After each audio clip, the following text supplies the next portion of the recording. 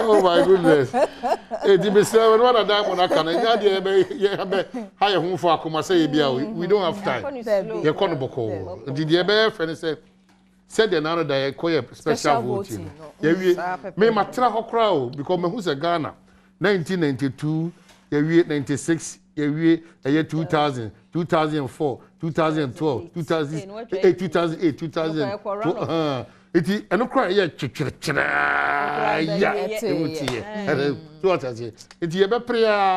Now the good example is that we have Banchiri ya Burunia Kupiwa Framantem. Now Buruni Hafunia Kupiwa Zima. A chimney ashes over bar half one night of Obakaku baby. Yes. I am Munguna, sad, is any. Yes, I can't see any bit some woman say, eh, Bako.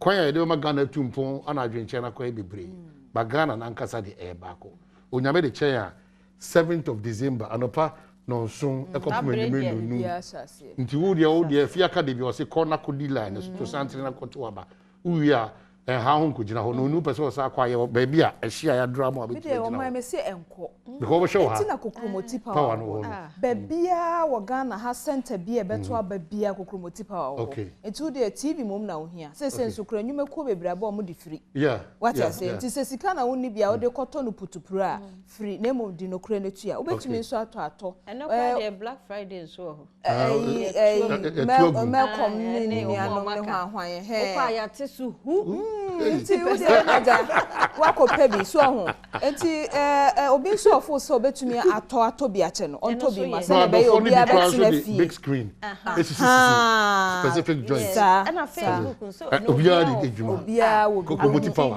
be stream in live ko hu bibia enti nko pro no de hia mi o because e pro no woman be friend was see me man be su da bro no mo ho ka fo no ma no e bi ye gangari ama e bro so and was it to yentu nyina because memani bi wa breo ba man nye e man no political activeness no one here uti fear so yere say na see and no intensity say mema no on say man de edru bibi say ya ahodaso no wo ye hwe ho yi na mema ni bi wo ho a me de men kwa ba twa ni ade wo nkwa no de fine ba wa hwe wo mo wa je wo chiri na nkura no so ho ye nyina ye bo mo hwe wo nkura na ye say na wa free mu esa na the pressure and ade a wo plan ye Tesa na just say ama wa ye ha aha ntino ye besre only for time just say etutu agu nsam nti ye besre no dia de sre we dia moma no koya so oba wo sorry ya ye wasade ye krokro mon krokro mo e be ma de trimude ku wo mo sesram entu hunu odofo no ba bia hu se wo di wie ne wo odafo wo boho yi mom ye nya ne yi omo free abonte no omo ba mo jeje omo so kakra so hu ni nyina na de pampa omo se be ya 70 na adwun be be e ma ya de ni se mo ya mfa mo kra o but ye ya na 1 minute kwa ma be busa se ona o di se no nsema ekeka enti na se o so ware ya se o hu se okunu ye oba because at say the way oya oba okunu ye oba oya first born yes oba ware ya first born okunu ye oba pen enti se di ti because o man baby a we na baby say mo socks a se me ba na o yes that's all the mommy yes o de ma wa enti se me shama me ba keto anu na me shama dia na me ba na he na e ma no bi o if you say the no man he kasa man bi so eni so so obi o ho anya gidigidi obaye o anu kasa yes anu cheme obi o ho aye fa ne se ni kun ye party agent bi okọ ho anopa no so age se abugbo awie beye no ndu afa na obafie se de odi be hia no kro obafie no eno so wo mote he ntinye se bia ukoye campaign kura gidigidi akoje chiba obi o ho nso na no kasa kura obi so ha compound house asitene afa na wo be pra ayi NPP colors ne NDC ka ehu hia enkahu obebe kire kofa kokromoti no kotim na tim ni ye no asede ne ye chon paper na ye buka mawa tim ni ye kodwe wo ho na ko fie na kodwe obi epe amane walk-up ye be obefa ba wo fa no hwani ye another typical example amamu mo refia eno so de bia di wo ba kese pa na ye enra AWUKU bi na party student nyina omo to sante mi hu ayi wo ho na taxis bi o is fitem ana o makofa fa into windscreen in your back screen in your ana boys na tena ano no say e kwa no so no mo ye eti eya abosia udi agona hwere bo na obi amane san obi zim stores so left and right and no enye easy say posters kaka o campaign kaka ya de suade wo memu na say so say yen suade o ma he enye nanu ya no dodododo MPP ni NDC koye hwa bo mu a nanu ya o na boko bi fo so mu we ko na we ko peace walk na kwa wie wo ha the wall say ebusia bronya ba mi kan we obi ani da so pa apart from bronya kra bi ne ana wo ne Joseph abusia ni mo ni na ho just a matter of koto aba ya ka wo bia no ho hia what we are doing this morning is yeah, my friend for any winning comic. Okay. I think it's your catch. Yes, I see. Because here they are no panel. A company. Brother, and you marry me. You unya kwa na nya kase no. It is 03022 211 701 702 703 704 okay 0302 211 701 702 703 704 okay na monshano so higher election headquarters yeah if you kwasiada ene ya sha adwuma nase eni agro ba wo kwa Adom FM free ne okay enumre yi kwa no enumre bia no kokromoti power ye fa constituencies ahodo bi ne adwagum enti wodi ha ho analysis ni ne de be ma wa ha tinyame ya Adom akwasiada enumre no na ne wote so 24/7 di echi saa na te ase saa kosise nyame ya Adom a obesi hene na maye na afi wode na boafo no so aka ho meche parliamentarians no nti de ma afidie no enna ha na bibia nkoso na mama fa akwanya we so na ya hwefo ne yetiefo papa bi titi wona wo Facebook no ne ade obia moja wo mu nti se udi bibi twa no a ote so ho enipa nso utu sana ya na mpempi no hu so wachi achia adwuma ye no so ede ya obeti obi na so nti te koba saa no a montwere ye mu no ya mma ne mrafo na ya de bia meka se obi a ya wudi na tem no unhu no wo akire na wudi na tem saa baby ase unhu ne persona wa hwe ntimi hwe ne mienu ti yesre mo anu bekomu no no me small boys and girls and cranketo o ma no ya asa mesoa ewiase ahwene pankasa o mate mesoa ye krasi for no be business ya tembe ma na ye nkura enti me sremo ye nyina ye abusua na ye wa ha enti se bibi koye na nkoyi a montwere ye mu mo ma no mra fom na bia ya mo ma no mra fom maye wate ye nyina ye nipa eso sa nipa na obehia wa no wo sere enti ya monye careful ke chinchore no ewiase yenye first scholar prone kwai ni ewotema ni anope yada asemu ache good morning eje so papa yada asepa sa woni asori pepepe na wutie ye ntie wafuti semwe yo me so kakra mi wo kache youth na abalese election no chewa jona me chema ji enye se che wo bros na me so me che ni bros nti me throw mu ya se at the end of the day no Ghana le win nti mama yankodi some political parties echima obi mbeche obi ana se obi mbekun obi the governor sa Ghana be win nso na nso ahwe waje edamase enso edase papa ofuro so aba diamond fa na kumase Anas wo kumase Anas pa cha o ma che hello Anas Anas friend ya metama so udili Anas banki nya ba ko fremu a nyame sha sa de o ka no ya adwenkyere enye blues enye kutuku no wakasa ye pa Sammy hello Sammy. Yes, sister, good morning. Good morning, Sammy to say. Upon to say. Morning. Yemping so I wouldn't know Kalman. The Maya hello, good morning, sister.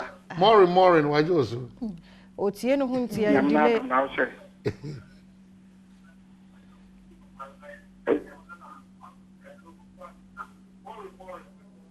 What the trouble about? Patrick, you film. O tie no do. Na me kan em say ye sha de sunsun I don't know. Enemre mu Mohammed wa homa no so. Mohammed anope ye mu ache. Yeah, I know minia. Ya da se na free fi he. Mojo mi frefi mankesim nanano. Mo nyame hira yentie we. Yo miniaba ende mamol kan nanyin. Obeya ya hoda le kapeju mamu bi ni papa na obi ni kun. Na boko mo we two party baby. Yekwa aboso ka spare part ho mo but impa spare part ni wo. Nti ese yi nwa no de. Won hwe de nyimpa na nkasa le kokwa am bi sara bare of the day no owie no tra ne card mu a obaka wa na. Sakas na dwuna ekwoto wa bri abokofi. Chebe sra wo de won kan chi wo during before and after no. One more year soon ye be say sa wo papampa o be bebutum yi wa ma o de kwatwo mpona. Nti yen hwene mu de wo part no nyaw na asomje baba ofi ankasa ya kwa akoto aban na ya slamo radio fon so na embel ne bana mo bobo a won hwe na ya asomje ma he ni ya hwam o sande wala 24 hours no yemu bi ya no ya bi basa o sande adin ibi nye 57 na wa atto do ma befum ansa de yemu de then ne yebi na just 24 hours na so ni di manual by be ne yehu nti mo ma gba Ghana be asomje a ya da se papa yen fala skola Payao. Hello, Payao. Hello, madam. Good morning. Good morning, Payao. Mpacho to say. Yankopon adom ne mo mpai boy ho ye pa. Na mo mo ho ye de. Nyame adom yeso ye ho ye pa. Mpacho frɛ fi he. Me pacho me free me passem e wo apadi nchira west. Na ne ye sra mo abato e ma mo passem pate. Pacho ye tie we. Ye ha kra de. Ayi ye to aba wa ha ye start to aba wa ha 2012. Ye nya problem bia wa ha. Ye de nyame ase. Ana madam atenso ni djuma pa mudi for the first time and then my friend menyamo. That's it. Ya nyame hira mo pa. Amen. Also nyame enhira nti okwa aboso kan ya. Okọ magazine a okọ baby sa obenya spare parts. Okọ ikoko mpa ama enfidie. Yeah. Nanso wonya ni spare parts. Ubenya ni spare parts a just okọ ayiho. Mo efro say Asama enye original. Say ne no spare parts egu ho. Postmortem de wewo nti enye mono. Uza PR we. Itu minim. So we need the spare parts. Anyway. Oh, waka sampa. Waka ibisina yakofa yakasi bo. Oso mu de ma no si onko. Oso onye de. Oso on free Ghana nko. I don't know nko. Oso 2 months. Oto aba wa twe ndin wa. Wa twe ndin oso so on 2 years. Yes. Abani de obi anto ekoma chew. Obi anto ndi ehia ye pa wanto +1 no kwa kodi obi boto. Na buchi fo no mo basa no mo twiro mu din ye. Me sure. Echiro mu bi ekwa. Kana me ho no obi afem say onu nim so ye Ghana ni a obi tima ba betra na am say bra. Ya nya ne saje so di wa ba ton kasa ni.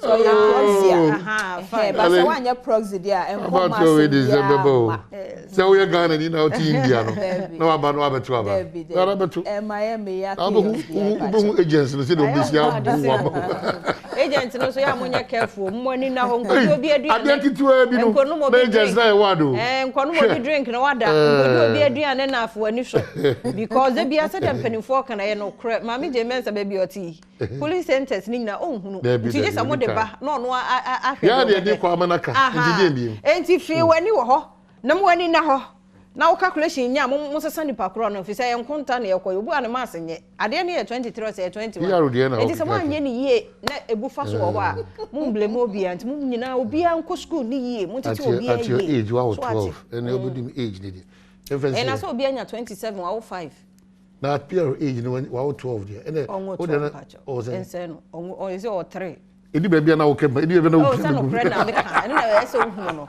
enti de edu so no yakwa kofa adom kase abro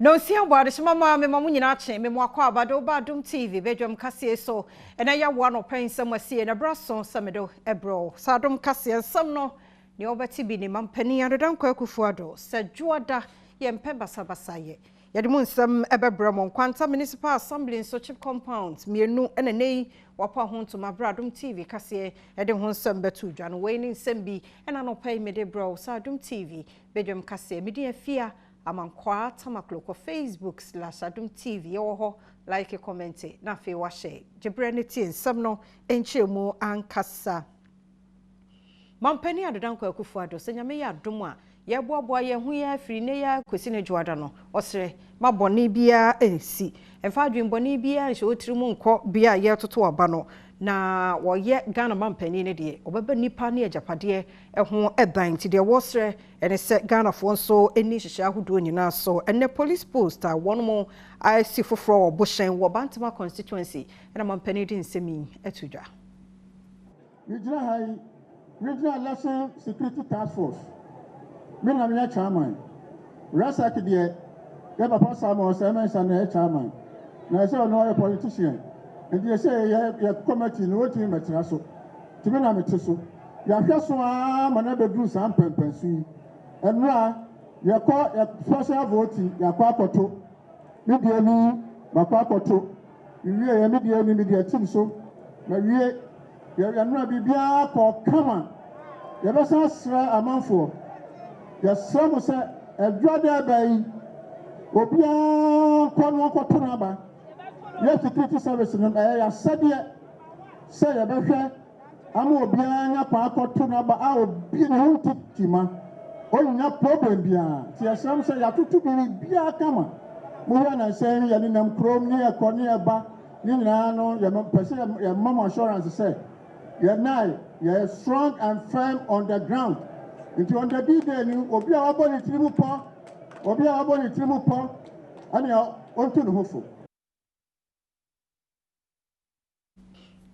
And Quanta Mensino Assembly, ya no, a Wotimantum Mochip compound, Mienu and a day, one more upon who and to Madam Cassia de Beto, a just set in Crotoa would be or wha. Apomudia tena yake tuampo womuni bi nti wapomudia ho nsam no edene na no na obrempon ba kwa me usu ede nsam no eto hobo wa manne nkwanta south mensiri no yanko womutu kwan kwansin bebre ansa no wakohwe apomudia ho nsam no ene nkroto bi na eni bi no womo anya bi a Adom TV etwaso yang sende na mi so tie empaibo ni nyina so na Adom TV so tu omu dia sase ni nyina so tudwa ama amanse nyina tie ene na ye nyina yate e ho asem de and ka fa so no nipa be wo yesu anu ko hospital e won kwanta yarifo yesu anu e ko kra we fo bo ya wo aye di ankola ene ko we wo enkwanta na so ene ya baba nana akufu ado na da woman ti anya chief compound enti me di asuda e man Yantwaso Adom TV Badwam kase na oguso a o hye no yade mo boyra yansam foforo mo na sebeye sentro adwuma no efa bi a wonmotu won ho asi ho se kwan so kose won bebo ho da roba no ene Bloomberg philanthropists ade afa Bloomberg initiative for global road safety so identity ahodo ama nsentrofo ahodo bi e won kran won bota nyina ne se kan kwanhie kum nipa pa ebia no adwene enko so nti kwan ye befa so ne bebo sa dawuro no ehun tete ena ne wode ama communication officer eda ye Bloomberg initiative for global road safety era Mavis Obemensa edin semi atudwa. So what you so say it has become very bloody just and crofo wu na ewu ya kwan so enye ade a e wo sankesi but ebe ni de enye nsi awie nti dwomadi kodi nukumase ni asan so de aba akra no de e ka pese ye nyina ne se pese training a journalist for ananse nsentro for se ne be ya so omo so ye omo adwin so ombe twere story bi ananse omo be pensem nsem fa ye road safety ho ananse kwan so jojo me ho nsem a na omo so mo kwan ombe fa so a omo be ye se adwuma no nti no se eba data engineering just and conform we are kwan say about communication just kwan be fa so ye be twere story ni ye na ye to me and making sure say yen stakeholders na or say omo ye adwuma no ye be mo hu de I was omo ye se na be ye on betimi ye adwuma no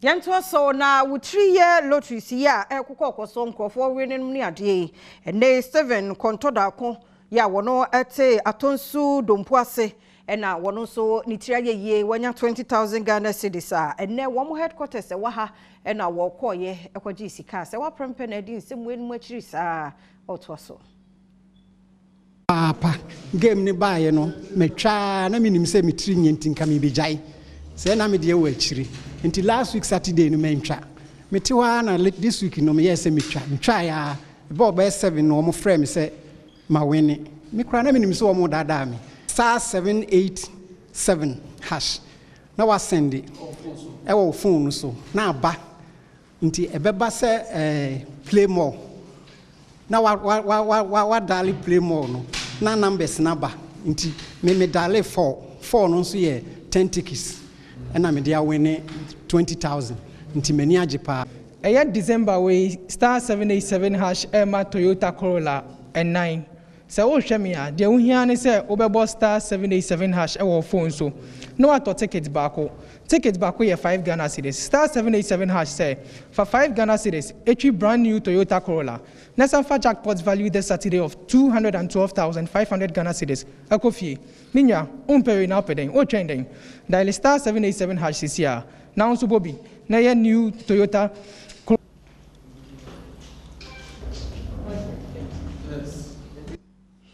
Mayento akasia no esoe na efiewura bi a wo gomwa ojobi Kwaku Richard ene nei ne tenant wasesa won ne manyina firifie ho wa tu o mokora ene sei yesi efiewura ne se tenant ne yere ene wono de hyepeten otwa ne to robam na wato atwene potam ho na ni so enya ne fe etan kora na so ro kofite wi asa de efiewura Richard kan nokora bi anim atom kase edeba obi akotoret e woni fie ni nchen enti ye me wife na akotoret na mka chen say me wife ni fie enti onya abotre na me wife ba ma bisa no na onu kokrum na okaka kire na onam so ma me betre fie okaka kire no to okaka kire no me fie krum ba na wasesa me niam nyina ato egu abonte no onam so ma me betre fie ho no obu no kra wo krum enti me fie krum ba na wasesa me niam nyina ato egu abonte me chance ya papa nyina ene ro be se papa nyina wa papa no was a didn't know too.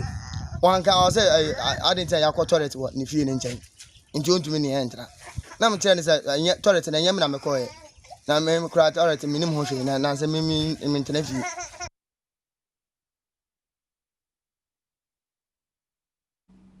Facha me.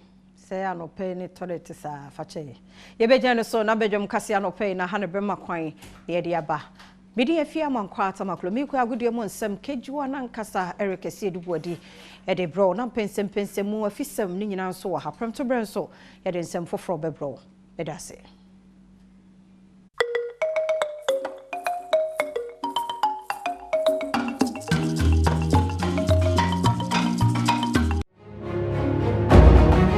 na ayenkuyanim na yenhwe de ekoso wo fie enra odisika enso betima disika 1expert.com amoke one opinion ya de nsam de eba de yanso wa log on 1 no atro xbet.com na matches na yise de said ye bia asane no na na ewu miamia so pe because scan dos wo 2 series no dia wo de nyansika de kotoka bra fa hujim it is better than sakawa yes yemra fie yemra de ekoso ewo efie nkopie mu ma football mu nanu ada Morocco fo be pie mu anomo Black Queens no boy the Black Princesses and so enyomo boy you see Basigi your head coach and the Princesses on here din komo no den samu to dwa se Ghana ha wo ye ma football den wo ye coach a wo di omanimu a the Princesses we tirim se me man ko na boboro nanso still otimi ne ma no atimi hihye ne ma yi a ogidi yi se dache bia no e bit manya bi papa afi ma football mu omanmu training ya da Black Princesses Maya AWUKU na no owura Yusuf Bazig say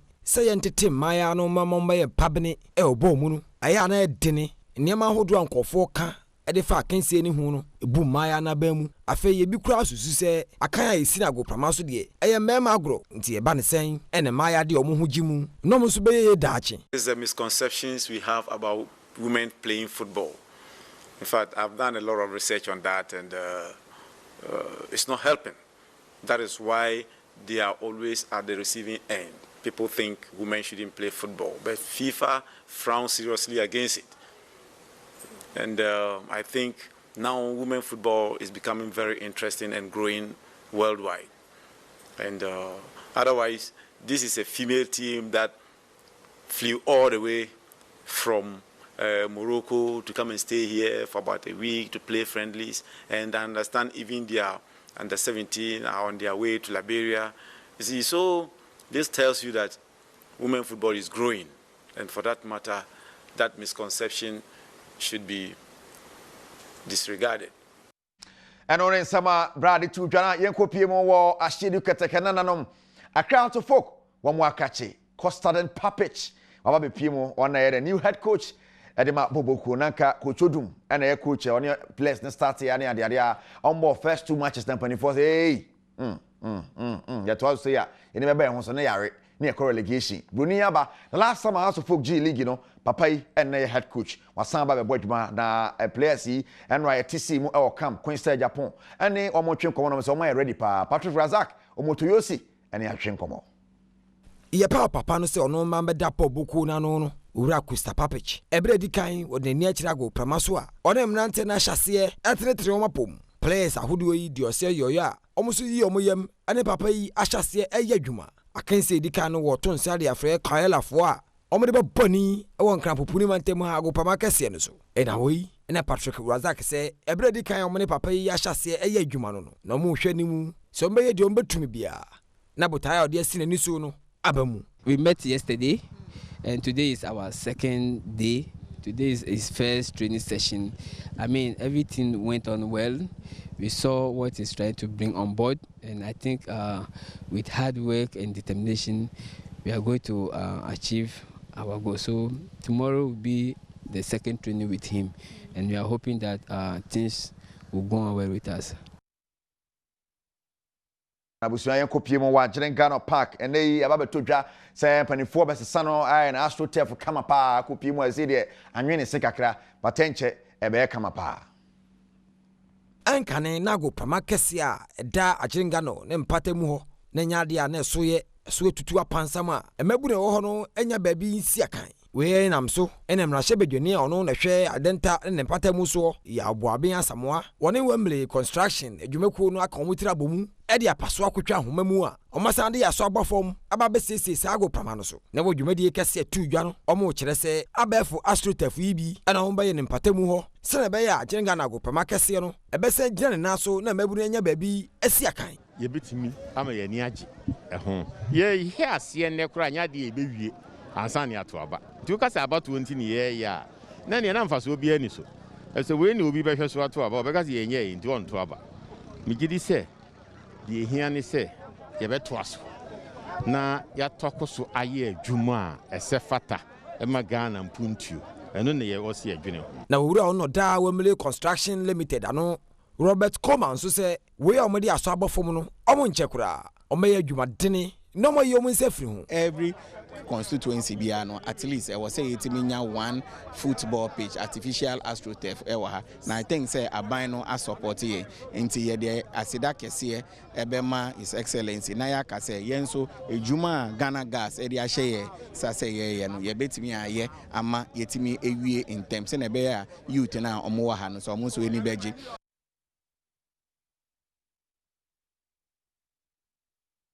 And no ne sema honorable Tuja na honorable Senya Batwenti. Okay, honorable Yate. Jifas Mixture and a boy for about the Asia Concon 1xpet.com so kahona. And 7 not breo Sergio Manocho me producer kwan wa said en krabo boanwa na ya na wi ya na doso ba de brebe mai kwan ne de se fata no na ye de abawusua my fancy se wanfa nankasa anka kejua ne ho a na akoye haram kakra. Kejua nankasa ne Erica sie de bo de bedwam na agusu hwe ye to aso.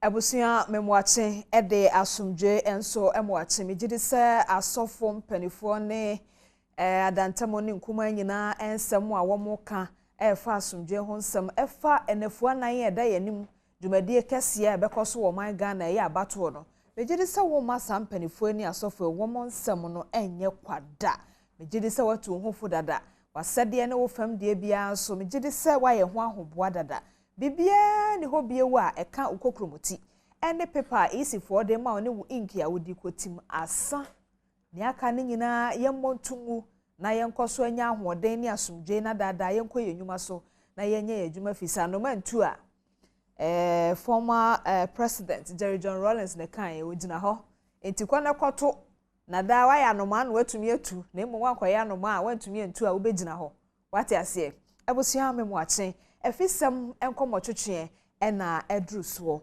na anopen so ye ba bedi nkomo enra ye ko NPP fo akache ena ye ne Tescon fo ne elembele abato mpeso asofo edi nkomo se moye kromafo e mani so ade hu ne se moye Tescon fo school fo mabuni DNT ena mota wo so no achi enenso ye ne NDC amanyekuo ne mamu mabunu no ebedi enkomo na saa enkomo twetwe we no ni din ene you kind of say grassroots enkomo we are grassroots ni na sorry I won't kwa adwuma dondo se wa moto mu ya wo de bo anyomo ebo atwi momomede ma yitinye ne wo so no yi wo type ene sen enra wo mo chechirem enenso NDC fonso ye ne wo bedi nkomo ama wo mo nso atumi achechirem na saa enkomodie ena mebo wa mane se eye enyumako ya daromanti ena eba so na saa enyumako ye Kennedy digital satellite abusia de wo hia wo fie ho bia se TV ho de ne babia no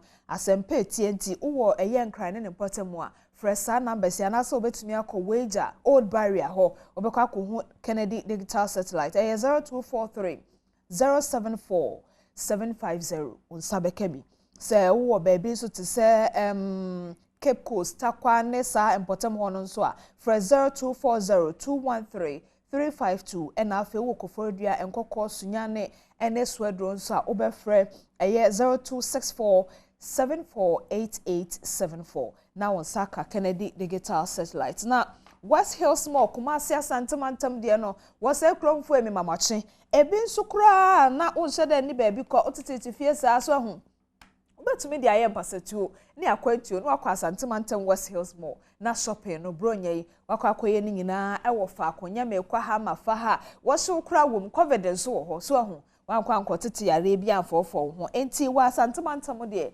bronyei ye shopping no ewo West Hills Mall Kumasi edie nom Dominion herbal powder fire tea anopa ne anwumre na entumi mo wapomuden fire tea anopa ne anwumre eyatriketo na yede ma mofra aduane no baako wosa wo de agu nsuohye de na se nsuohye bia wo de yeti a wankasa eyema oni padua no anopa ne anwumre na wa anopa no wonum wie na hwe fifire tew na hwe anwumre so num wie atenka beti oni padua ni mu a enye obi na beka cho sesa na mbesa amebobo ama we frɛ na emma Dominion herbal powder no asie tu da ewo wo ho eye 0543 158 195 0543 158 195 and 0204 296 449 on Sabeka Dominion herbal powder no ebi Franco Trading Enterprise Sadaromanti de usika beso bia se wo de to phone na se laptop computer and a TV no aya brand no Franco no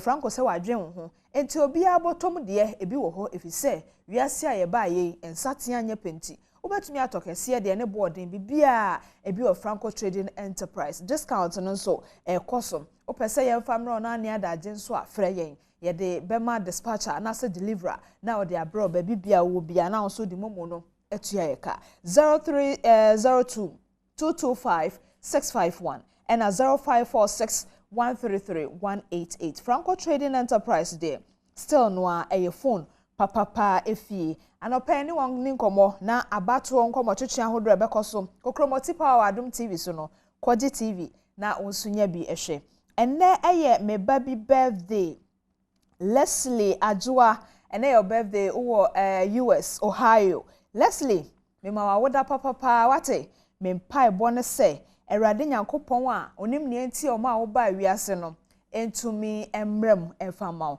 enti Leslie Ajua Maza ene with the 8 years happy blessed birthday to you wo US Ohio ebusia mesro twen me afa nkrato ye chi no metwa me ho abaketo ebi so ho na afa ye de grassroots enkomo ato also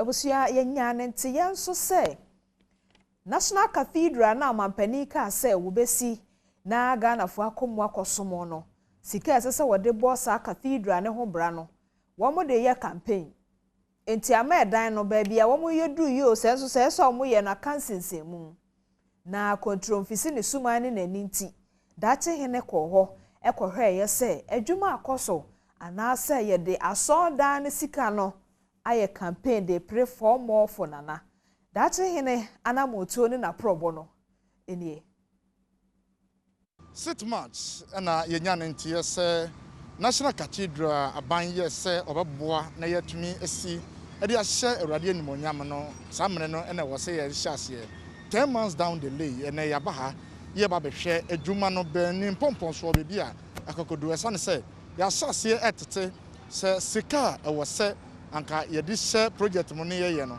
aban e de eye campaign ye ne trustee on secretary a woda no Reverend Kusi Boatin yene no ebedi nkomo ebisa ne se adwuma no omo hyase ebreben na sen poti ene yakokodu sofo adwuma ya yenim se on the 6th of March commencement date no this time around we be say ehimfa ne yaba bedru ba bia ma ho se de mfidie esi ko esi ba ya tenantie bebre se de okaye no se president Shebo wani so se ya tene bebre se president disika ya campaign ba mo amode mania be hu bi adwuma na hyase long process. Even trying to get a contractor takes about 8 months or so. And by the grace of God, the contractor has been chosen.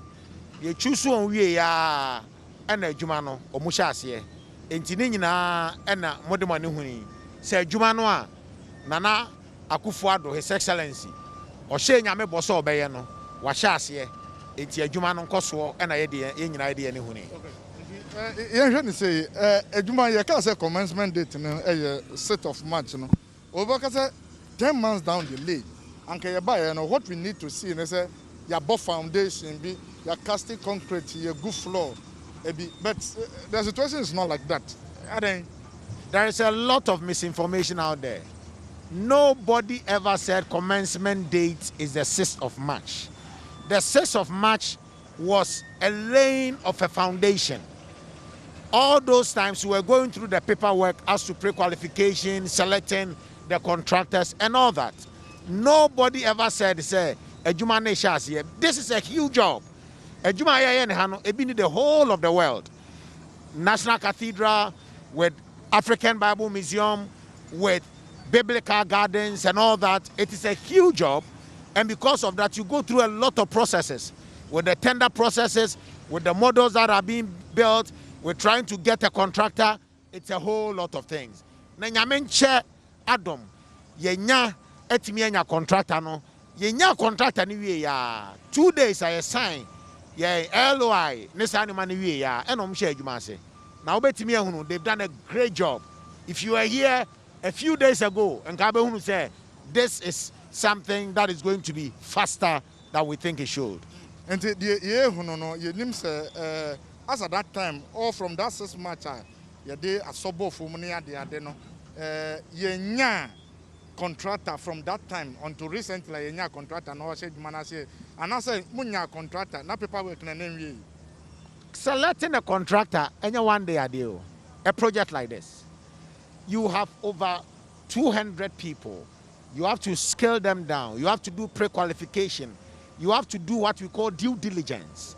Say, it will be a while, but me a project way to be due diligence. During the 6th of March, you lay foundation now, you stone free Israel by we were still in the process of getting the contractor. But it was a very long process, and you have to scrutinize it well, because this is a Christian project, and with the kind of people that are the trustees, they don't want any form of bibia sebeke kaomu. Enti ye hwe na ya hwe ne yi nipa kra of fata so ye adwuma no. Enti that is what delayed us, and by the grace of God, we have jumped over that hurdle, and here we are. The work has started. Enti ache Ghana nini nya yanka badisa ke baye ne ye hu work ankasa on the ground e ba no construction work ya two foundation ye nya normal grounds pillars o mi ade And obi ka say mo discana and I say ban discana your campaign, the person should be justified. It's not justified because number one, there's a lot of things that need to go to be done. And Sana, what we were trying to appoint the contractors and doing all the paperwork and all that, building permits, so many things. And I so na pandemic no ebebomu. Now we were proactive. Pandemic no ebebomu. We were still working behind the scenes, doing Zoom meetings with the contractors and trying to do the selection through the Zoom meetings and all that. It slowed us down. It slowed BBR down. It slowed government down. It slowed BBR down. And the coronavirus no there. It is part of the reasons why the work slowed down a bit, but we were still working in the midst of it all. Looking at that time, tender process, looking at that time, we lay foundation until now. Oh, because who do a campaign? Wouldn't that person be justified?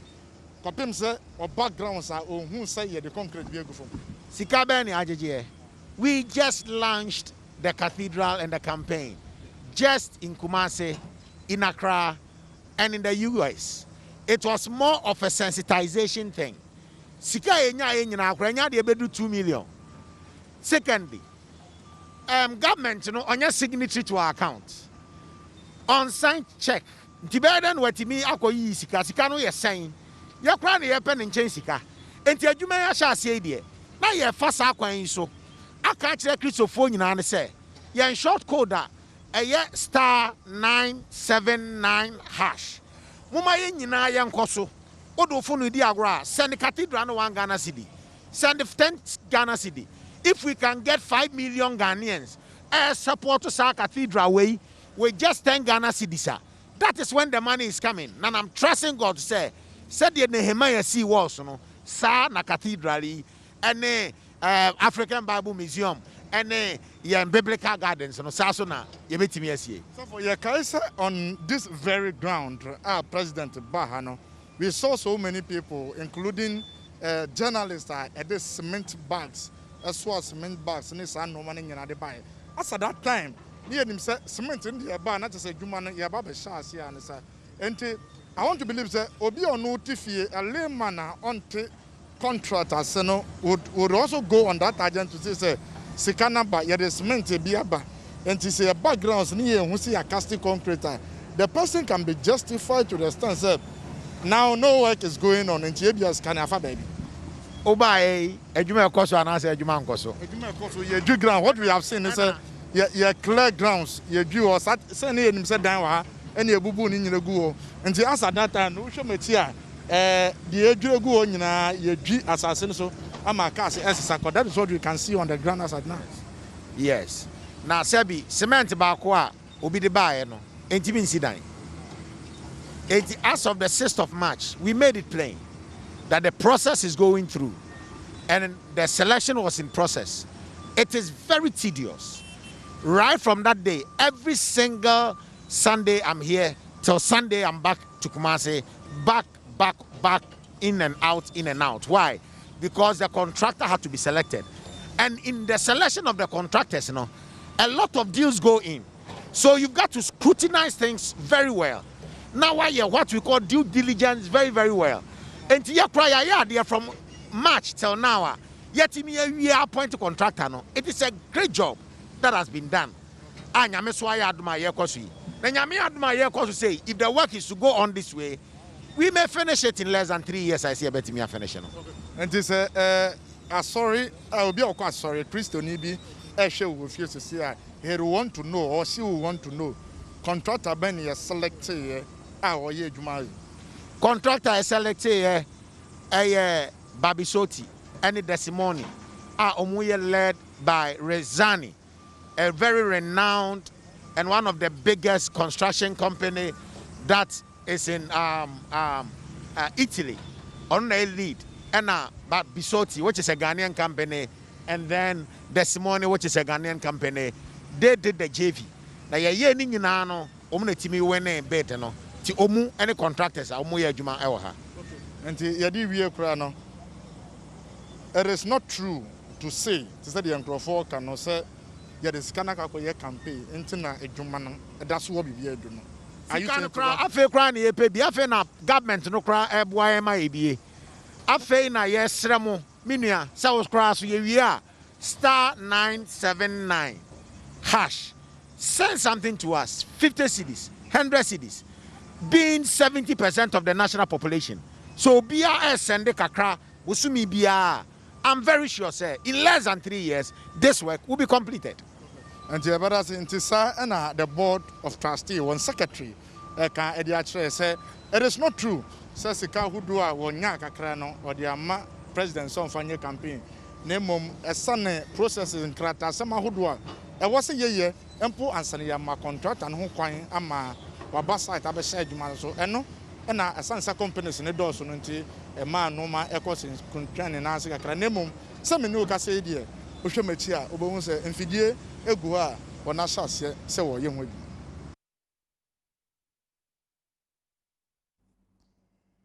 enti atosam ne akeka na dache hene esi akire ekope no cropotin aiwom se de tie bia no na wonso wahwe a wate no wani so enti se ye de sika ye campaign o safe na ntoto ya da kwan mu enti ye hye cathedral na ase no wahwe wasanso ate ewo wasum abusua mesre otweme enkrato ye chi meto aso.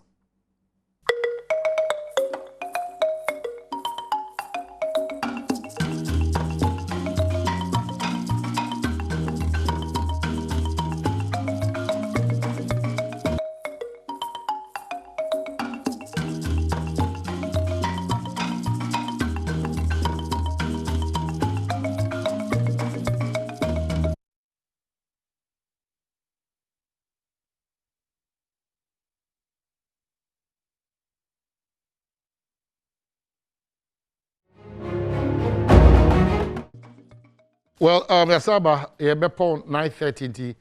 Only until I copy him said 9:30. Bebo, unum say Kokromoti Power election headquarters election.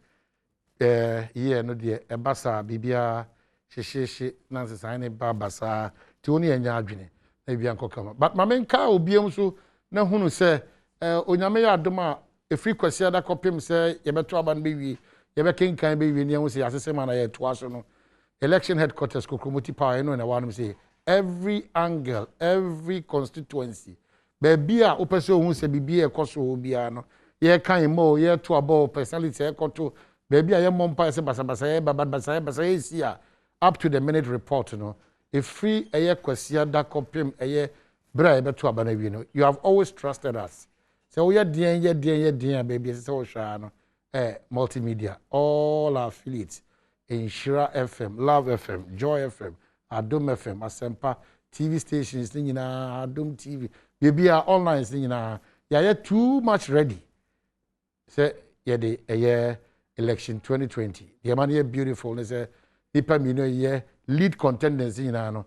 Bako dasu your man paying, Bakwa your man paying. It is very beautiful. I'm sure some of you more tasty power. And I know how power is. Into about winning the bear so nice. Into the evolution, obajatum so nicely. Because either say you have been a president before or you are a president and you are leaving. So that's how it is. It's so beautiful. This is one of the transitions in Ghana. Change over no so smooth. And I say change on no be so smooth. Either we are changing over or changing on. The on say BBRBC to come. Eddie Amai. Well, one of the few and because one of the few guys are more about politics continuously over time, even in opposition. Ebe do bra onya power. What also demonstrate say it is not just about power, but it's about serving a year humanity. No, he continues to demonstrate that imebunu subiti menya konya ewa manyo semu amoma nyoma esefata. Some here because of the distance. And you know, Mame Emana Kwaba, Samuel AWUKU, he needs no introduction again in this country. If say eba manyo sem ne na hobrasie. Any of power Magana is beyond intimate describing, but about to bring. Unfortunately, not me young, but what put you on weight? Unfortunately. Say the doctors name and what you want. And what Jow Oba Millennium Onyami yeah, the shoes on another foot. Okay. pressure woman one ya obedidi be I was thinking say most we about we pressure baby. Oh, say pressure woman normal say pressure woman. It's as o de niema akoha o de logistics we koha we frel so follow niema we when the organizers kasa o ma o bosses update o yes. So it is expected say we nipa so you feel the stress of it. But you've really acted the position, national organizer. Sir. You've gone almost everywhere on social media. Oh, my name is Yes, especially in Sunyani. Is it west or east or maybe west? Employment minister or no? Yes. If I now voice in Ako, but you insisted say once he was your boss. Now only choice be done to come and do. Anopano na me was swami. Yeah. To me fi swami and I me call Sunyani and I honorable Kenya Japan call across. Okay. Then what's making you move like that? Because mostly free SHS is a done deal. 1D, 1F. It's a done deal. Ambulance. Mostly send the passion. And I was thinking that you be in Accra, give the instructions for constituencies to work. And that's it. Say abosuba na meja pai. But ne di kan na mame entumra. Mame chia omo mo hwe. Na me mo abaso. Anya so ye minua ana ye me yonko brabo nti na me kansa. You and your team, you've distinguished yourself well. We might disagree with you, but in terms of content, in terms of fact, and in terms of how, we so can be no cry, putting it on the spot. It does. Me say me elections where we are. Anya de obetimi acheme na ntwe fita ba no one baby amebo boko no also de be mi fie nya mi hia na ye trailer am de be ba me se o kwamna we de nkomo na edi but ansa na ye bedu ho no kwamna no kra mako over 183 constituencies out of the 275 na metimi aka achia NPP kuma a omo hwe nei ewo the number one about Anopa TV program, a wild your polling station executives, your electoral area, your constituency, your regional, national officers, Omabojuma. They've campaigned well over the last 4 months, the intensity and the momentum, idea ba agronym, idea time another dankwe kufu adwachi, Ghana Mampenia, also craft Franka Mayo. And then Abidieche Alhaji Dr. Mahmoud Baumia, Nichidomwa party for Abom, and no one was to send on my campaign. President Akufo-Addo has never stopped working, he's never stopped campaigning, and he's never stopped giving Ghana for hope. Into no nashi na yin crime. One critical group, person me bomb abaso, the volunteers across the country. NPP were 3,500 volunteer groups. 3,500 volunteers. No, groups. And some about members. Oh, okay. So if members could be a crowd 100. 3,500 groups are registered with us as a party. From the national, from the region, from the constituency. And these are all canvases. Recognized. They said, especially for this campaign, the national campaign team recognized the existence of the volunteer groups. Until 2016 or 2016, 2020 or 2020. But for 2020, for us to give it more bite, the national organizer has been placed in charge of 4 volunteer groups. So apart from somebody about to organize my organizers, my youth, my women, my Nasara, my sons so now you're in charge of all these groups, 3,500 volunteer groups. Wow. So imagine that a more half. On daily basis, we busa and you hear clarification. You say, I just okusia ne bon work on. Unia kukudra just America. But you mentioned the media firm. I do my name Abuama Momoso. So you're training all these leaders. That's why making sure that they stay on message. Omokwa into aba omobo unkudia term. Magana foni unientia. Esa yabana ye kotono. I see. So specifically almost 4 years. Yes. And then I'm born to a more culture and Kuntabena Mubuma say Ampa Ghana president or flag bearer or Betina Benjamin Suno or Timmy the ABC the bar Yenfany in so announced so dear. Yes, sir, Emma was 2 minutes more fun to us. Then I'm catching Ghana for.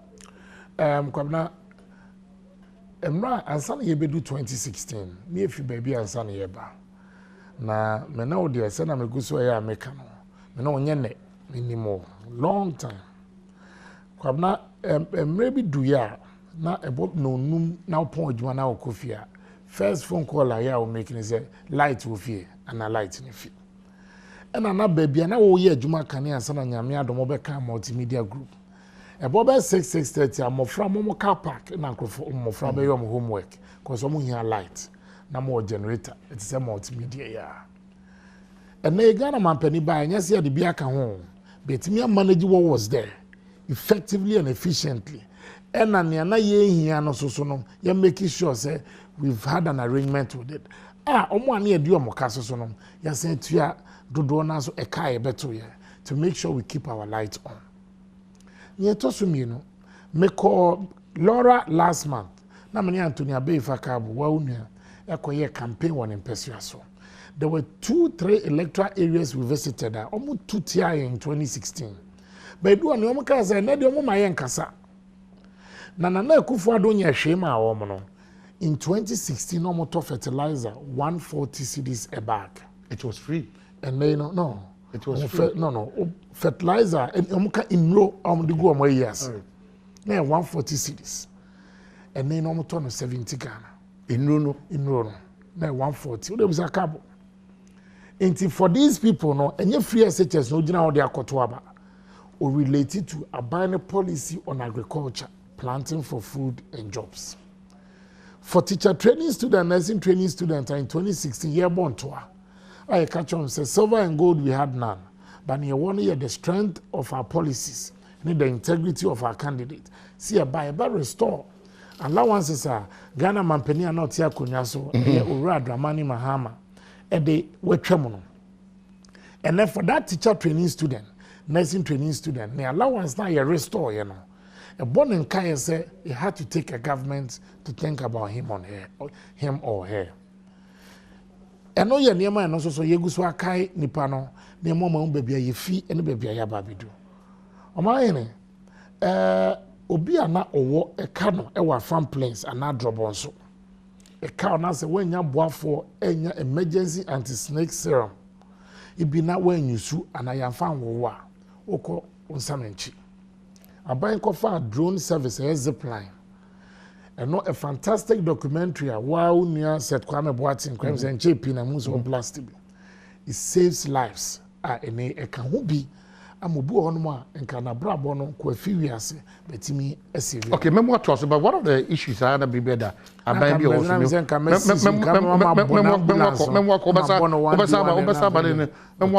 but baby I need here can say pan here. Mebunu dachi. Very key. Because mebunu enhu omonim yi no munya hotoso enyi ni daso. That's where oman bia ofa permission say also. In your 4 years, are you able to say as national organizer, reasonable number of Ghana mebunu, we've shaped them, we've given them a certain hope, a certain focus, a certain attention. Ejidi say ye try so that's foundation ebe jump into something better. Correct me that say. I'm say what be sasem. Na one year na mesa to aso. For some of free no more teacher training, nursing training, they were students. Omo young people, omo mebum. The restoration of these allowances are no more to my school.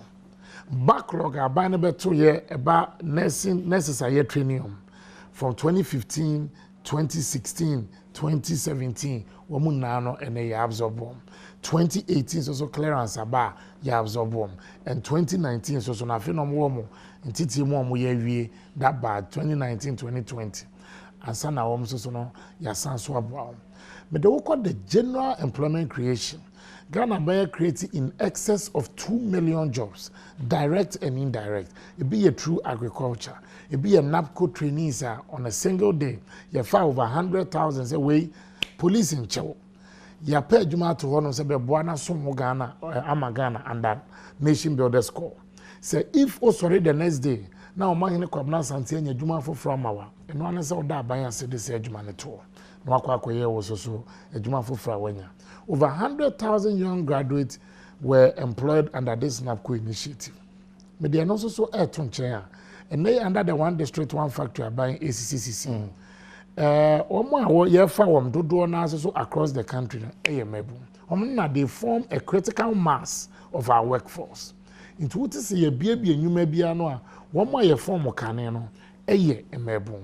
Inti no enye me wanwa se ene mebu no dodo na so de omo agim. Omo bo aban chidom to ensure say aban this wading of industrializing Ghana. Ye making sure say ye de omo akwa baby a sa cottage industries and factories e wo important one no so manya biaye me de wo no so efi ono mo and now call the National Ambulance Service abai produce a supply over 300 ambulances. It came with training more personnel in the area of first aid, how to handle patients and more drivers. Afei Medoko unia John Kuma baby no National Innovation and Innovation Plan. NEP. They've trained many startups in excess of over 100,000 of them. Yachrom, how they can manage their own businesses and supported tens and thousands of them with microcredit. Those are partisan jobs now. Actually, they're partisan because they apply online. Say, I can make a laptop, be a national organizer. Tell them, say, you know, but we are Mr. for CV bra, for bra. But once they go online, you're not able to distinguish who is MPP, who is NDC. Because we're open system. Yeah, edu baby, yeah, full soldiers. We're criticizing us, yeah, online government. Bibi I assume online. But as if we knew, say, and maybe by a baby one thing. Because we say, wow, party for. But when it's online, we have an equal and realistic chance of being chosen. Even to the extent that, and at this NAPCO, some of our own party supporters, but I'm also an organizer, and this is only being a NAPCO, it shows clearly the credibility and the balanced nature of the recruitment. Okay. Back up now, there's a renewed focus on agriculture. Because farming and livestock is a part of the general agricultural situation. First, now, me Ivory Coast, October last year. My name is organizers bear 5 by road. Then I saw trucks, loads. A soon no buy a brodier, a mankin, a tomatoes, a contume, a Ivory Coast, and by here. Now, when you do Abidjan, you twice do Yamo Sucro, and I'm Busa Ghana near no near around. Say, now, then I'm on trucks be brea. A dear, even also first, no, especially 2015, 2016.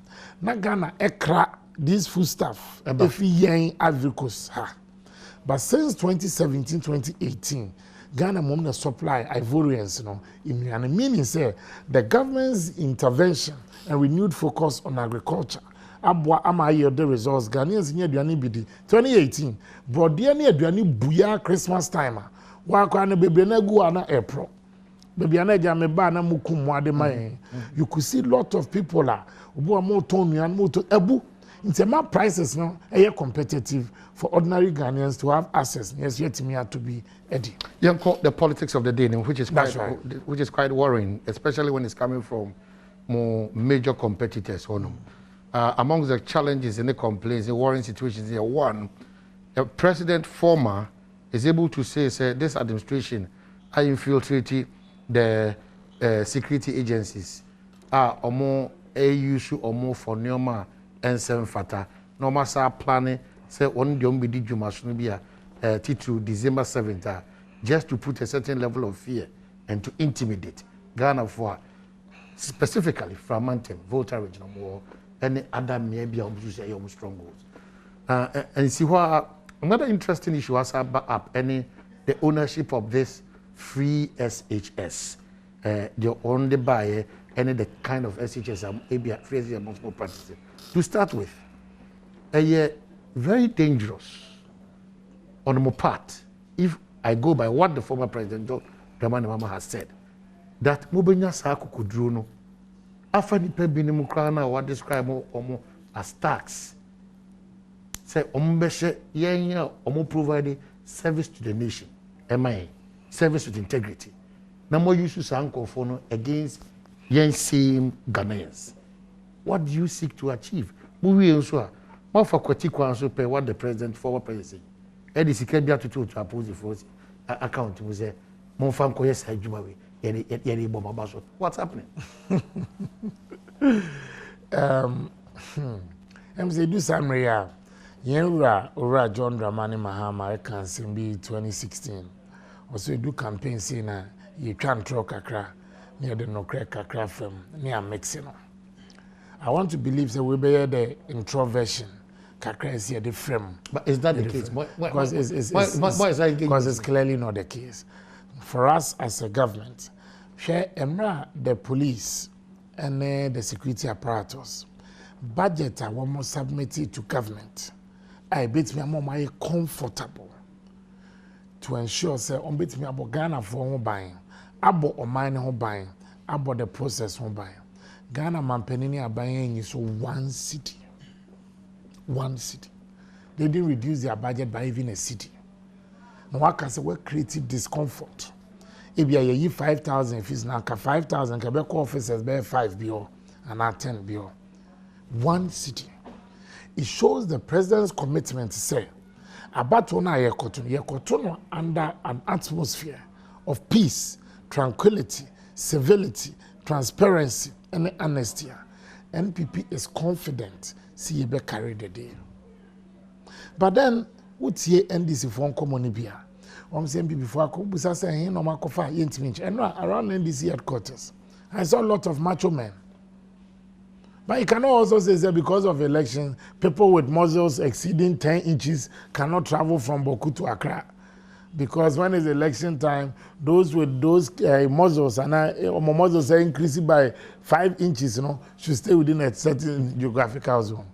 But say, I don't baby papa and Yamin Shao. But say, I don't basso. Are you referring that NDC to differ from Boku to this part? No, I'm just saying, sir, I saw macho men there. But I'm saying that we cannot say because you're macho men. And as a Mranti and a Mabawa or Mumodu or Mumetri Soso, Intino, one don't be there to trust him. But some don't be there to trust him and running on bidi. And as a year to trust him, no more Baba bidi. And they be almost Baba Badwam, and they say Kofa, Ebia, Insure Ibrahim Co polling station, Ebia Federano, we call no dear. When I'm saying Coupon Shroud. But say, idea a bonnet council. And you ever come to the Saka bar, and you be your money share the security apparatus. But let me make this point forcefully. We are Mebuna Utiemia. It is not worth it. Say Obama NDC for AUSU, Sefabidi Erukasem. And that's an MPP. Oh, now there's someone making. I don't know about my balance. Some about you didn't invite me on the basis I'm a Red Cross official. We invited them representing a political party. That serves the interest of Ghana. That serves the interest of Ghana. Now, I don't just me ba a chimpe. To invite but that's the policy of Bebaso. On the chimpe policy. That's the policy. Which policy of Bebaso? The NDC policy of chimpe and then funding in Bebaso. But then to a conversation.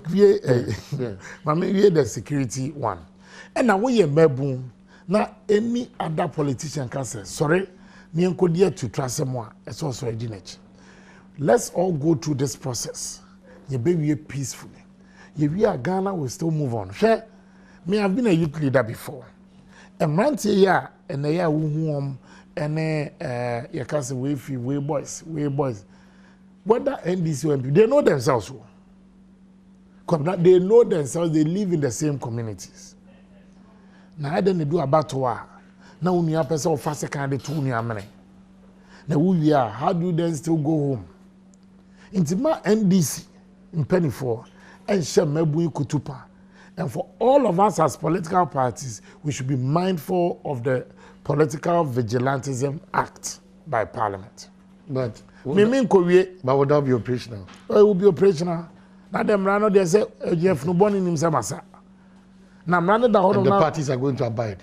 But the parties should abide. That's why the MPP. Are they going to? The MPP, we have committed to the peace process. And we have committed ourselves to abide by this act of Parliament. There's no 2 ways about it at all. Why voter region all the time?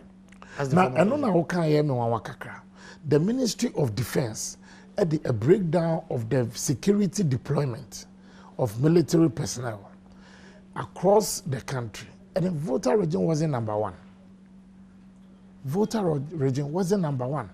To the extent that even the defense minister himself, his own backyard, your military detachment and deployment. And because you're better bent, we should leave the peace and security see nyanes and ye na to ye na ne makosaka then we reorganize. Because the whole of this week, almost every NDC person be a matos friend from the Fred Agbanyos to the Edward Saris and to NPCs. They are so worried. Why are they worried? About over 6,000 flashpoints.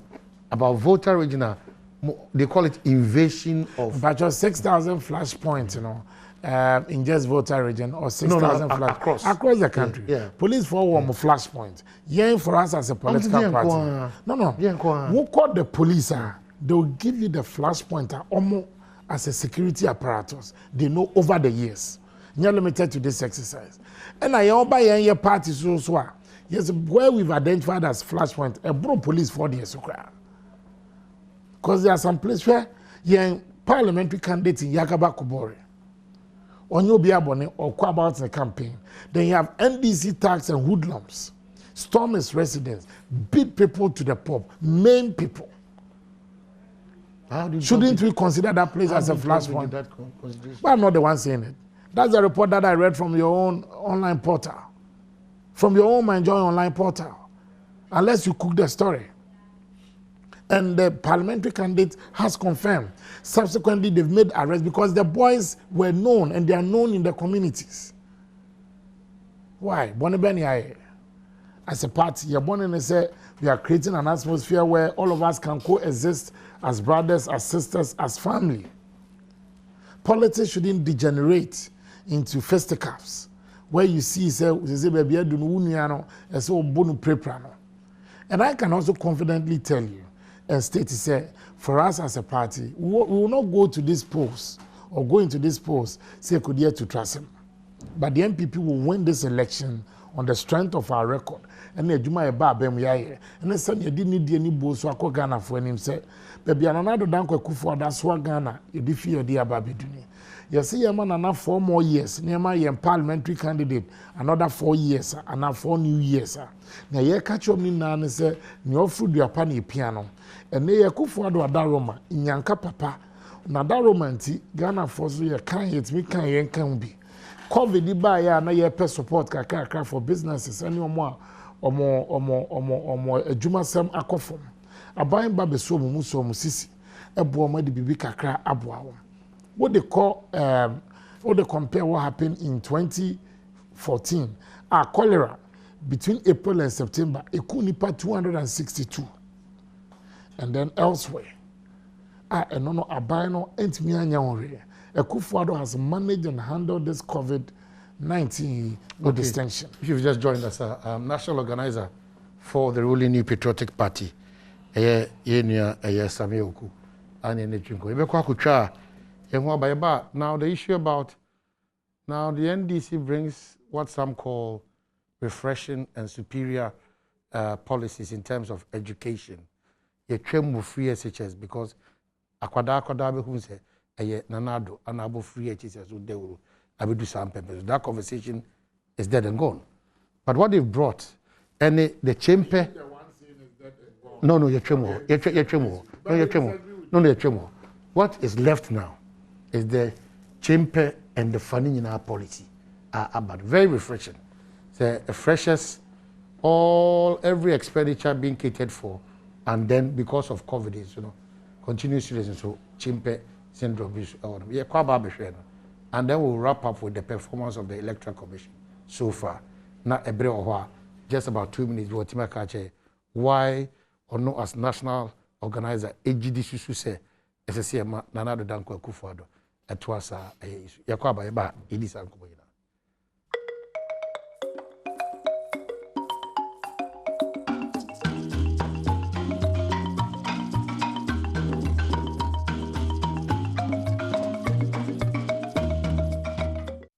Well, Yasaba Damu Inamase, lots of your text messages about Jillis Brent, Yentimin, Kinkai, in Farm, but Wilfrey Gladys, channel coordinator, Joy Prime, or say, okay, so I'll talk about it, man, checking the ECG for N7 or the other two anymore. There's a challenge with ECG, more service are more provided for 2 days of Fancourt Hills, near Fancourt Hills. Ben Fountain Gate, Kanya no Asem, BC Basa, And so still, Montimimbo, Munyo Masutibia as to what is the challenge. And this one also says, my BGM has always been top notch in content, and I salute your team. If you have a party that endorses Okada in its initial manifesto and do an amendment with education 6 days to elections, then you know what to choose.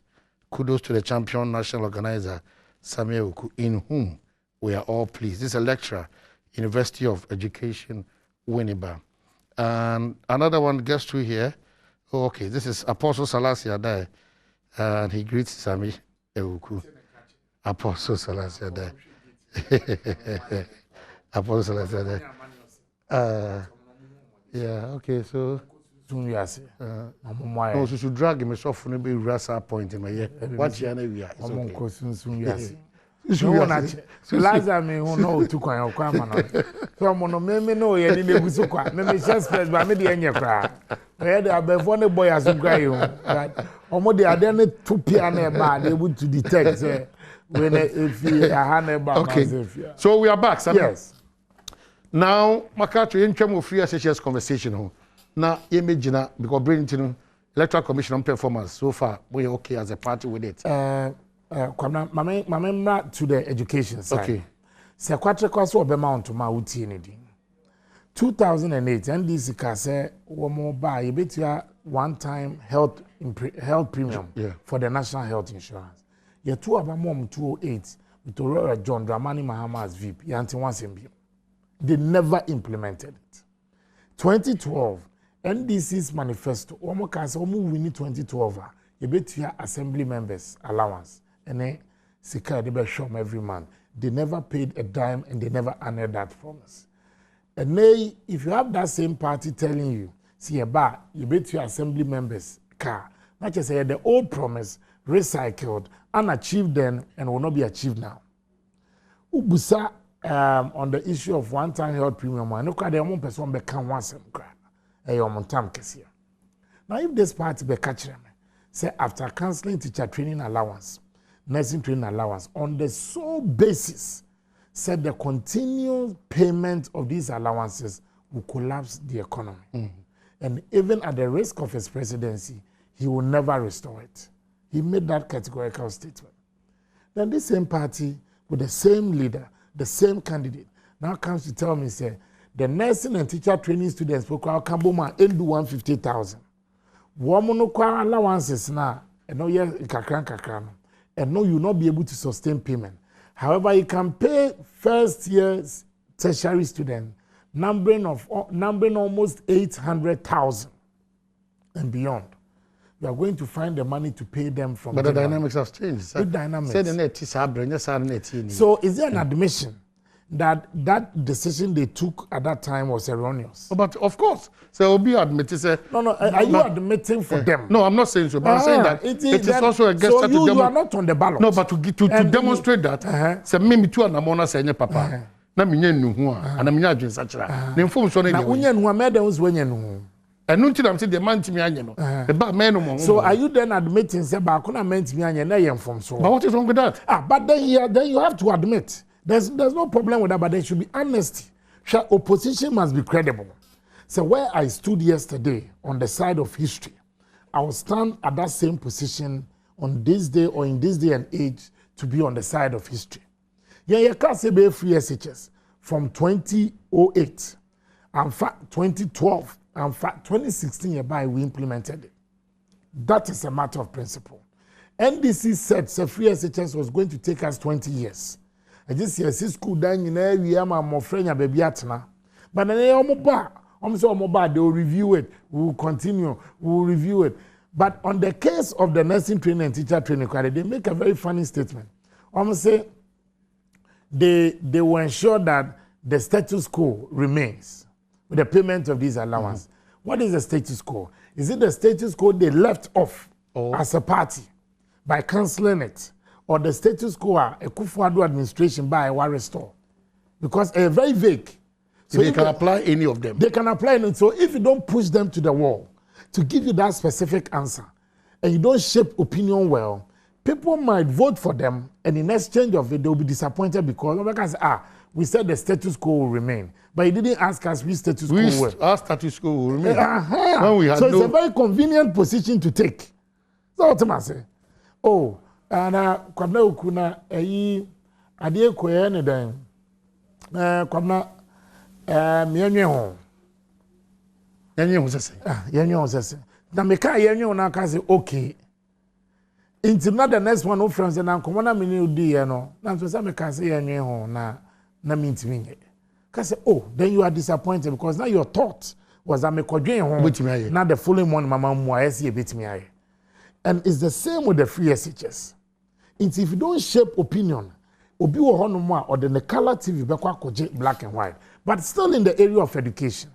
What the NDC even forgot was that TVET has been made free by the MPP. With the establishment of TVET centers, there will be a Fred Ajiman way. Almost applicable or tertiary institutions. Applicable or tertiary institutions. Yeah, more applying or just normal, but they are lifting up the game. Oh. So, I know the Nkeja Asemba. It means there's all the basics now different. Yeah. Okay. So it must be included in the curriculum. At the tertiary. And if it's included in the curriculum, then you have to come with a policy document. Just even though may our classroom or University of Ghana classroom, there's this workshop next to that lecture theater, if you more practicals. And without TVET centers, how then do you do it? It is not enough for a government to say so, or for a party to say so, you will absorb the tuition fees for even all first years when you don't even know the numbers. They say private and public. And but why can't you so many numbers? Into which numbers? Yesterday, maybe say, almost say you can check the data from 4 years back and you get an average, strike an average. So I'm check here. So we say no catch us on better trend analysis. Yeah. For better 4 years average, and then you I'm check here. If you joke, NDC on December 7th will come with another amended version of their manifesto. And the danger is that you better abandon baby and no be crying to say, amended this portion. Now, matrical administration. Ekufuado consistently has maintained, say, baby Ghana kikankono. Or no G2 say we should not think about the next election keke. We should think about the next generation of Ghanaians. Into Boa and it should be in a continuous form. Nipa no lieutenant from abject poverty and at the shackles of poverty to Pempensobia, Bitmiaka. There are so many of these young boys in traffic because of free SHS. It's Omakurem. I am Makwaya and I want movie over streets. Minimum 4 Kaukudi 37 side in an airport. And they tell you, say, oh, Ogana. That's why Nana the enemy yenye manu enyo no ankaye so kesku inkenti mi ankobi omoton ade okwa so omoton ade okwa for the purposes of we to abe we am the better three bedroom way interview ba kokra we a obeko invest. It shows determination kwabna bia onya aboafo nti na nei wutimi betena se as a broadcast journalist was the teacher so pen awu yobi so awu nimdie, but we could have produced many more on my kwabna sante if nipa ni nyaboafo. Me, I know what I went through with my sisters, my 4 sisters. And son and emba do baby amedri. And to be a education as someone, sometimes I see say you're more spiritual than you can even imagine. You move be nice a boy I for a ton ice water, ton near kofa near my form, and son of any school fees at their como senior high. Now when ya who ni nane betin so aboa osa, obo so an a boa for our so ni mono. Midway no film. Now how do you then go about it? Oni boafo. Into a very bright student. Akolabia ma adopted recently. Or entire old Remu under President Kufuor Ade free SHS. Old Remu with 08 BC. Yeah. When results by Ahionya 28. Uremu with 08. 28. And you know why? Even though now by na buano, with access a rescue 2 months before election, my only brother Efimu. 2 months before the final exam, a month before the exam, nane mame home fano. A week before coach on the first letter, nane mame ni sufim. They say, no, they said, na oyobia, free SHS be not area ho, na me maye fano, or didn't hokushimu, AWUKU girls. And I felt that, oh yeah, brainy, because they year na wenyano. But it's the psychological name we go through. Ti say nipa no enye se kwabna me na minim na chase odiko rem ene enim the trauma akola na go through inti no nyodi akɔwie ni a wa we abembebem umwa no. Okay, so your breath here up to this point we are okay with the electoral commission. So far with the electoral commission yes yeah 100% okay, but we are keeping our eye on every detail because it's a very fluid situation, and we also want to sound a word of caution to some officials within the commission. As for rumors you can hear, it can be true, it can be false. Your best electoral commission penny for some more money in call. Your person better ballot paper ama any voter against stampede. It's against the electoral laws. What stampede na nipa no ansa na ade amano. Your person obiane another political party in collusion anakoye kanana. And on any pabonifo be abekwakwa kanana wo better ballot paper a one stampede. Ebia na ye refie ye pese say refie no na be heighten tension. Every ballot paper chino must be stamped and sent out there. And obviously why na adwin say ink pad that you see inside the polling booth.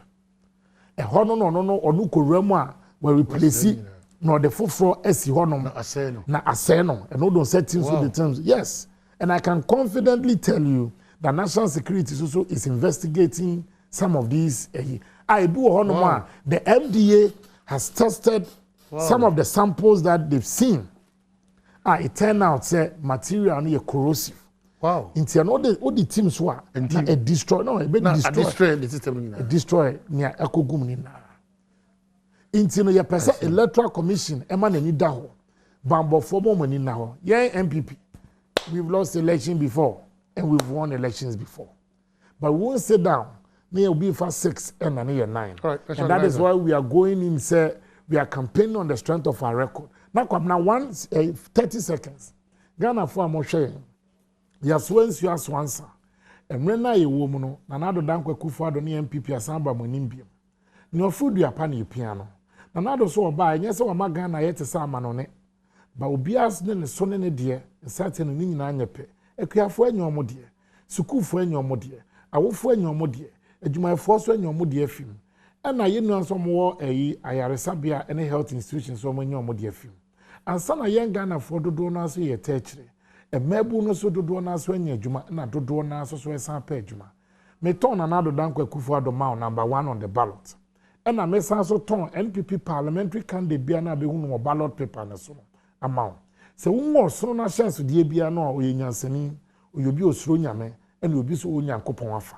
So wo kan #1 na nyankopon na hye results on ballot paper na so.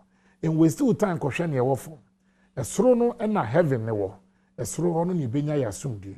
Na esoro so na de power. Right. Yedamase mon konkoto aba na munye mumugidie. Mun shefita na menim se yeto aba ewia. The battle is the Lord's ya de bia ye kan.